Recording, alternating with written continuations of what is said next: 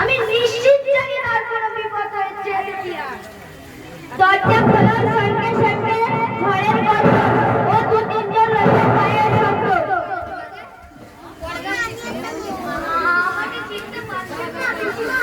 আমাদের বাচ্চারা কোথায়? দেখে আমি গিয়ে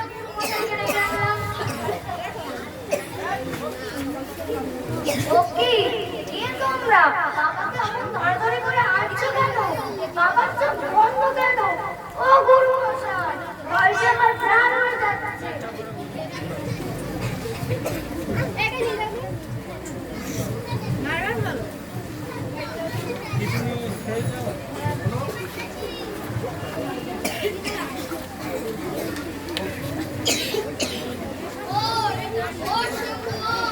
দেখছিস না আমি কেমন জল জড়ে বেরিয়ে পড়েছি?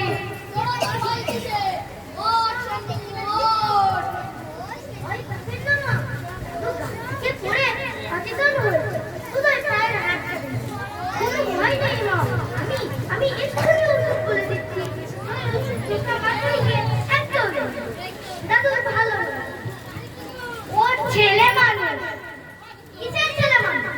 12 বছরের বুড়ো ছেলে, যা করবার আমরা করেছি। এখন সব আপনাদের বাড়ি পাহাড়ের মাথায় আর পাথরের গুহাতে লাল পাথর উপচে পড়ে পাথরের গা বের করে সঙ্গে পিছিয়ে লাগিয়ে দিলেই কি করলে পাথরে জল। তখন আর ঔষধের ঘন্টার মধ্যে ওষুধ লাগাতে। আচ্ছা আমরা চলি বেরিয়ে পড়। জলঝট কমে থেকে এই বেলা দরজা প্রস্তাবের শব্দ। ও কি শম্ভু, মুখ থেকে শুয়ে পড়লি যে বড়? শুনলি না 2 ঘন্টার মধ্যে ওষুধ না লাগালে ওষুধের গুণ ধরবে না? না ধরুক, কাল ভোরে উঠে এনে দেবো। মনে আমি বার হতে পারবো না।